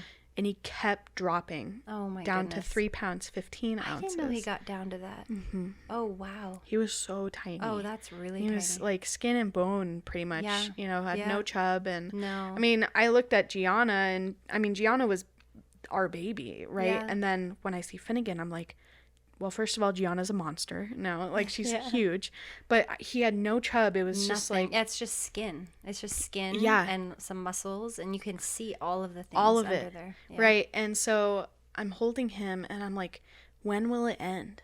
Will he ever gain weight? You know? And so I sent out a message to everybody, like, please say the Saint Philomena Yeah. novena, Yeah. because she's patron saint of babies, Yeah. you know. And the day, actually, I think it was her feast day, he finally started gaining weight Oh my goodness. on her course. feast day, and That's kept so going up. amazing. And sometimes he'd drop, but I'd Yeah. call in the middle of the night at like 11, and I'd Yeah. be like, did he gain weight? Because I knew Yeah, their they would schedule. weigh. Yeah. Yeah, and they're like, well, we haven't weighed him yet. And I'm like, okay. And then Yeah. I'd like stay awake for like 2 more hours, call Yeah. him again. And Yeah.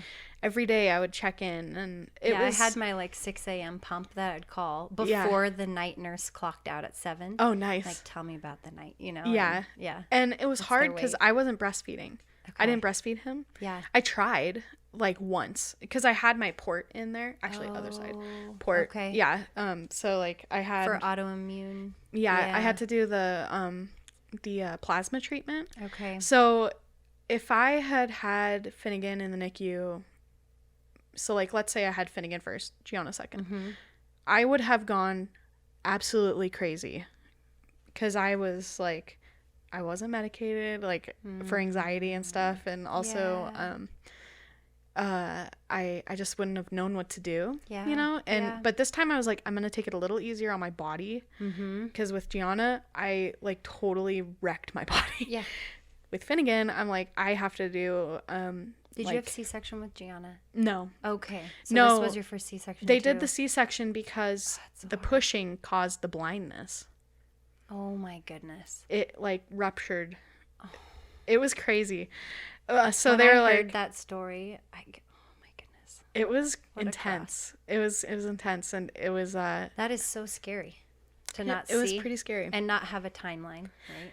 Right. Well, and I mean, I had no idea what preeclampsia really was. Yeah. And I just went in, and they're just like, you're having preeclampsia. And I'm like, what is that? That was And with Gianna Yeah. and Finnegan, though. with right? Finnegan Okay. too. Yeah. Okay. Luckily, I had some time with Okay. Finnegan because I was doing the plasma treatment. Yeah.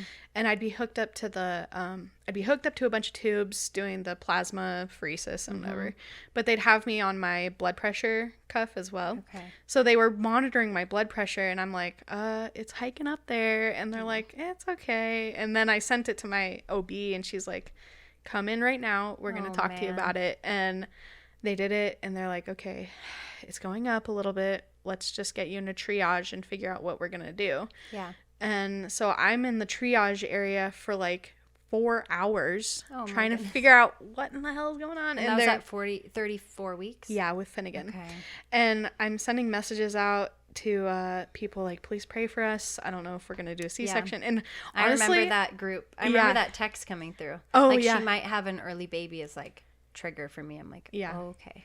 It was rough. And I didn't know you yet, I don't think. No, I don't. I think you had just texted me pushed afterwards. my way into your life. I'm pretty glad about it. I'm super happy about it. I was like, you have a NICU baby? We're friends. Yeah. Are we friends now? Yeah. We're friends now. Yeah. But it's like, it was crazy. And I kind of wanted to meet him, but I'm like, but they're telling me like, no, he needs to stay in as long as he can. Yeah.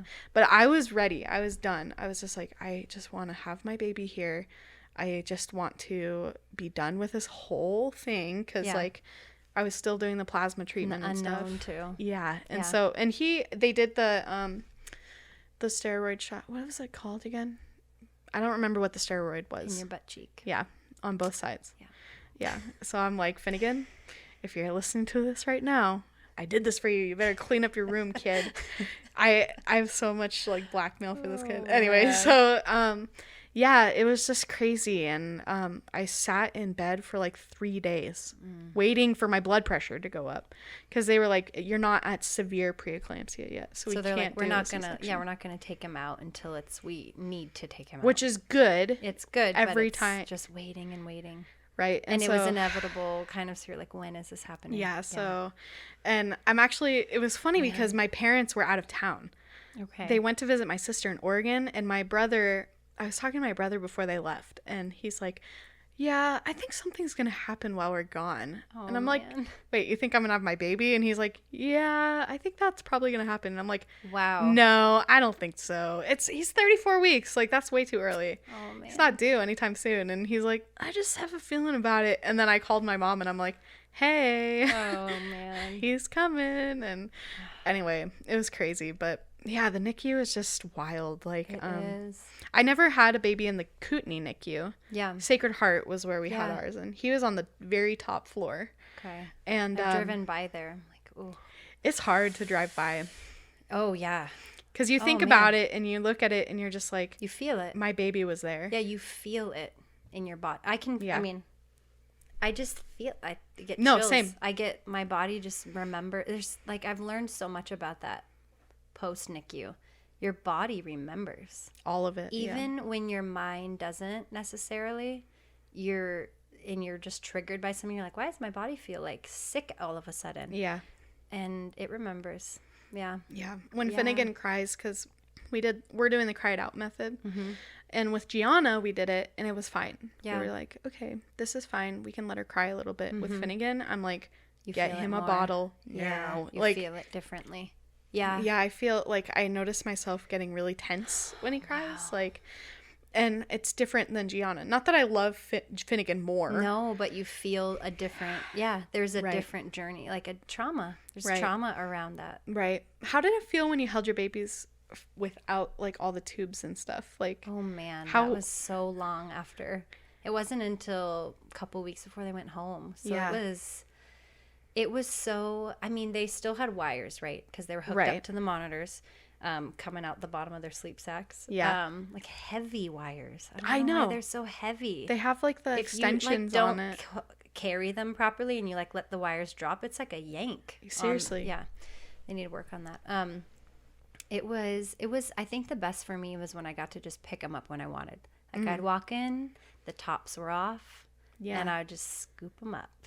I had this, so the twins were in a twin room, so 2 beds in their own room, which was nice. And there was one twin on the right side up against the wall, one twin on the left, and then a space in the middle.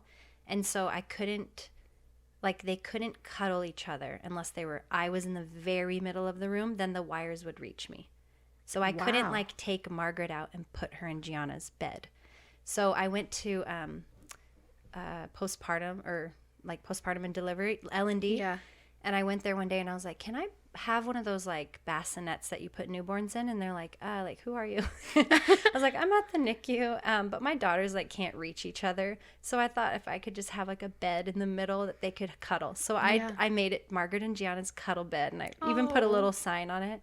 And so I would take them and like put them, and they would just, because sometimes I couldn't hold them, but I was there. I'm like, if I have to get up and, get water, whatever. Right. They could still cuddle. So I'd put them in that bed, which was neat. And that must have been helpful for them to retain their temperature, too. Yeah. And they loved being together. Mm-hmm. They still sleep together. Well, they sleep separate at naps now because they do crazy things if they're together at naps. Like, I'll come in, one will be passed out, one will be, like, riding on top of the other one on hands and knees. I'll come in, the other one's asleep, the other one's, like, making the other one's ear bleed, and they don't even know. And I'm like, never. It's not happening. Not anymore. So now they sleep separately for naps, and then at bedtime when it's dark and like they're more tired and less, I don't know, adventurous, they can sleep together. That's so funny. They're so funny. Wow. That's so, yeah. Yeah, now they're starting to argue a little bit, but they'll argue with the same exact sound. So they'll be like, ah, rah, rah, and the other's like, rah, rah, rah. And it's like, sounds like someone's arguing with themselves because they make the same sound to the same. Do they have their own little language? Like, not yet. I've heard that twins do that. I hope they get that. They will start, like if one is, different part of the house and dog, the other one from the pantry will be like, dog. So they hear each other really well and they respond to each other, but they don't have their own language. I hope they get it. I've heard of like twin telepathy. Yeah. Like they can like understand each other. It's like there was a video that I saw where they had like a barrier and one twin on one side and one twin on the other. Oh wow. And they were like, okay, hold up a random toy or whatever. Whoa. They both held up the same toy like 3 times. I've heard that like twins will send their mom, the same Mother's Day card from really? Different states, and the mom's like, again, like how that's so happening? Crazy. Yeah. My friend said she was gonna pray for triplets for me. Okay. And I'm like, shut up. That is. That's a whole other triplets. When I think of triplets, it makes me feel like twins are easy. That's how I trick my brain sometimes. Well, and when I think of twins, it makes me think that Finnegan is easy. Like I can't imagine holding 2. Oh, man. Like, how do you? Okay, it's when the crazy. kids couldn't sit in like a basket, at the store, how would you do that with their car seats? Well, normally I would bring somebody, so I would just have their car seats in the stroller, and then somebody having a cart. Okay. Yeah, okay. You can't. Sometimes, like in the beginning, I had a Moby wrap or a Boba. I think they're the same. Yeah. And I would wrap them twin style, so you can actually like wear 2 really? babies on your chest. And oh man, I look back at those pictures. I'm like, oh, I miss that. That's so. I didn't know you could. Wish do that. I could go back to that for a day, just to like have twin newborns again. It was neat. Did you have like the double ergo? Like you had one on the back, one on the front? I have 2 Lily babies that I can like make that happen with. Nice. But it's not ideal. It's so much work to get them in that it's like, when do you use that? Right. I've thought about it at mass, but then it's like, do I just kneel the whole time? Yeah. How do you sit on the back your girl? Kid, yeah. And I can't really kneel on the front girl. So am I just like, I don't know how that works. You're pretty efficient with them. Like I saw you holding them, and I'm like, man, you must be ripped, like carrying these kids around. Like I carried Gianna and Finnegan, and I'm like, I'm going to die. Like my arms. It's intense. Wow. Now that they hold themselves up a little bit, they can sit on my hip. Right. It's easier. It's just the grabbing a baby, then getting the other baby. That's hard. Yeah. But get used to it. Having it somehow. That's crazy. Yeah. Yeah. It's so funny, like seeing Gianna and Finnegan, because Gianna is talking now. Finnegan is starting to crawl now. Wow. And so it's like they're at separate stages, but they're still kind of the same, But I can't imagine having 2 babies. Right. Like, especially you still newborns. kind of have a baby and a toddler. Like they're different enough stages, but I mean, yours are really close. It's pretty but crazy. They're not at the exact same stage, which is right. different. Right. So when your older kiddos met them, like, oh man, how was that?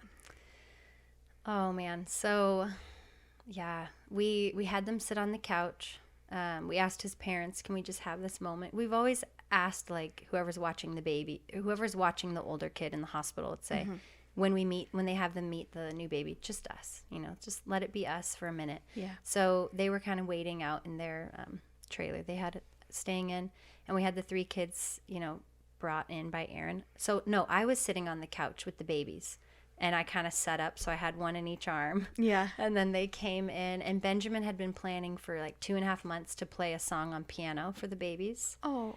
So he played a song, and they each kind of got turns holding, kind of swapping around, because you can hold 2. It's less sharing. You don't have to share as much with having twin little siblings.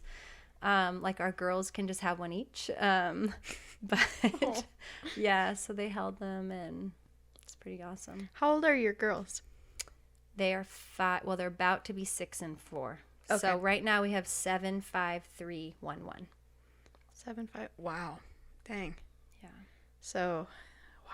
Yeah. So when they were born, we had 6, 4, 2. Wow. Is that right? Yeah. 6, 4. 6, 4, 2. So how was it for your 2-year-old to have new babies? Like, she's like a little mother. is she? Oh yeah, Bernadette is.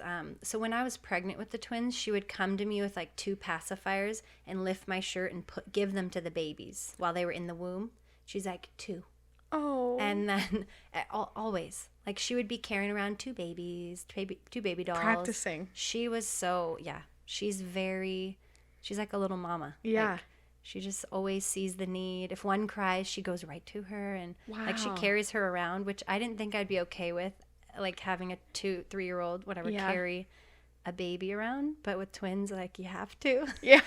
So you're like, here, you take one. It sounds like she's pretty confident. She's like, she's pretty amazing with them. wow. Yeah. Even Gianna kind of stepped up when Finnegan came home. Yeah. I remember cool. when Gianna met Finnegan, I thought she was going to get angry. Yeah. Like, what the hell is this? Who is this? Yeah. Get him like, out here. We're taking him back, right? Like, Right. that's what I thought she was going to be like. And she didn't? No, she was sitting in Aw. her high chair. I'll have to show you this video. I think you sent me a picture. Did I? Okay. Yeah. I took a video of it. And she was sitting in her high chair and she was eating blueberries or something. And we brought Finnegan in his little car seat, and we're like, Gianna, look who it is. What is that? And she looked at it. She looked at him and she's like, what is that? And then she looked at us and she's like, what are you doing to me? And then she looked at him and she waved at him. Oh my goodness. And smiled, and she's like, hi. And like, she held him. That is so sweet. It was amazing. Yeah. I was like, They surprise us. yeah. And she's so funny because she like rests her foot on him.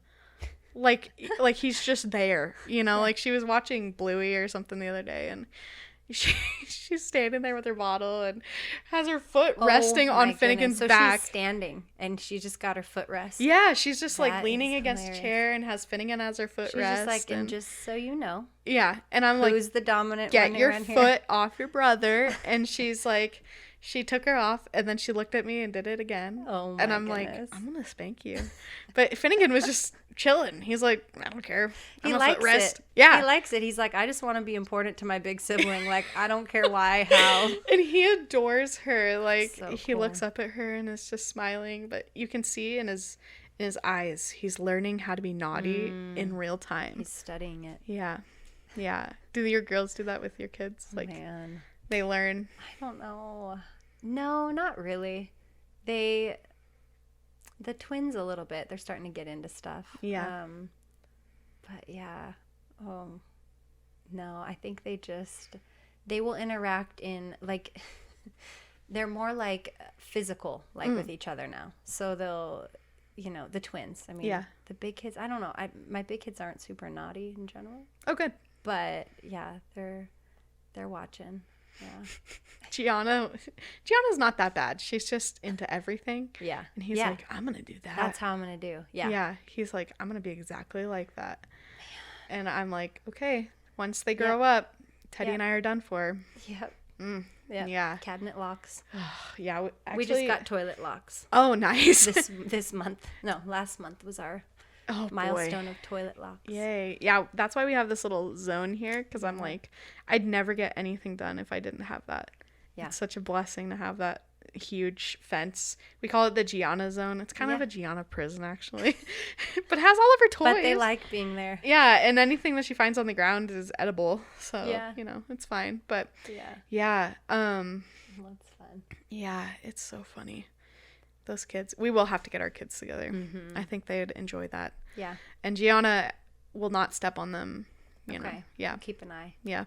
So now that your babies are out, are they in like any special like program? Because my kids, so like my kids are in, they have the infant toddler program. Mm-hmm. Yeah. Yeah, the twins are in that too. Okay. Yeah, they came out. We did infant toddler. Well, we did occupational therapy and they did speech therapy, which just sounds funny, but like checking their mouth, palate, and stuff. And they did all that at Kootenai for a little bit. And then we learned about the infant toddler. So I'm like, why wouldn't I do that? You don't have to leave your house. Right. They come to you. And that's been great. Yeah. So we do occupational therapy. They just had a speech therapy assessment. Oh, nice. Because they're behind technically, but all of our kids have been behind in talking. Yeah. They just are late talkers. We have our infant toddler program.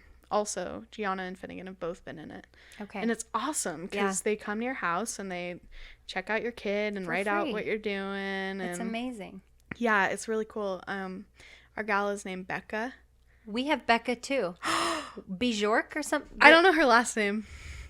Okay, I think she inadvertently told me about you because I was telling her about you and she's like, oh yeah, we have someone that has baby, or she was talking about twins that were 29 weeks and I was like, is she Catholic? And she's like, yeah. And I'm like, I think I know who you're talking about. I didn't ask your name, but yeah, she comes to our place once a month. I know. And she's just got engaged. So sweet. I know. Okay, it's definitely her. Yeah.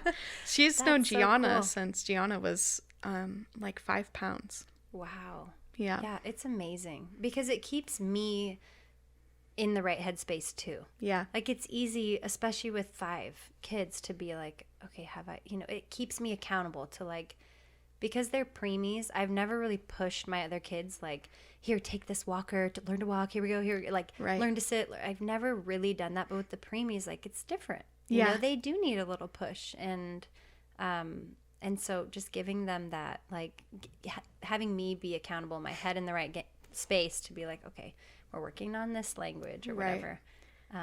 So they still call me Dada. So I mean, but they do it like very purposefully. Like they'll put their head on me. Oh, Dada. And I'm like, it's Mama. But I love you. Soon. I love you too. Finnegan just said Dada for the first time. Wow. Yeah. So you got early talkers. Gianna seems like an early talker. She is. Yeah. She is. But she's very like conversationalist style. She's like, I know. Her tonation is like better than mine. Like, did you see that video that I posted where she's just like having a little chat session and laughing about it? Like, her own little jokes. Funny. I know, and I'm like, really, she seems mature. Like she is. I don't know what she's talking about, but I want to know. I want to know too. Like, and sometimes I can kind of make it out. Like she's just starting to get the enunciation of her words. The other day, she was laying on me, and she's like, "Best friend," and I'm like, okay, now I'm gonna die. I could die happy. Cute. And she's just so funny, and she just like. She's, man, that kid is so crazy. She is really funny. She is. She's going to be a little comedian someday. Mm-hmm. She should be a politician. I think she'd be good at that. Like, she's very convincing. Yeah. And she doesn't even have to use words. She's just, she just looks at you. She's convincing, and I didn't know what she was saying, and I'm like, yes. I agree 100%. Whatever. Yeah. Whatever you say, I will do. Like, she's so... That's kind of dangerous for having a daughter where you're like, super dangerous. Oh, boy. Yeah. Well, hopefully Finnegan will keep us kind of in the realm of, you know, like, no, you can't do that. Like, Finnegan's very easygoing, you know? He just sits and watches and internalizes. Well, he has her, so he's, like, entertained all the time. Right. She's very entertaining, even for me. I just sit there and I'm like, this is, like, baby you TV. And Finnegan just sit there and we're just looking at each other like, do you see what's going on? That's so funny. It's so funny. Oh, well, so cool. Thank you so much for coming on. Of course. I hope maybe we can do a second part someday if you want to. I mean, open. Yeah. It's a really interesting the post NICU journey. Right. It's its whole thing. And that is with like the postpartum, like it's almost like you have a delayed postpartum in a sense. you know. Yeah, for sure. It's hard. So we'll hopefully get into that sometime else. Okay. One question I like to ask, and I think you already kind of answered it. Like, Oh. did you become more or less like your mom when you became a mom? Oh, man. I would say less. Mm-hmm. Yeah. Yeah. I kind of figured Say you'd say less. that because you said you had things that you didn't want to do the same as your mom. I think it shaped me, Yeah. but emulating what I wanted from what I didn't have, Right. which is a gift in a different way. You know? Yeah. Yeah. Awesome. Yes. Thank you so much for coming Thanks, on. Emily. Let's say a prayer for moms. Okay. Name Father and the Son and the Holy Ghost. Amen. Hail Mary, full of grace, the Lord is with thee. Blessed art thou amongst women, and blessed is the fruit of thy womb, Jesus. Holy Mary, Mother of God, pray for us sinners now and at the hour of our death. Amen. Name Father and Son and the Holy Ghost. Amen.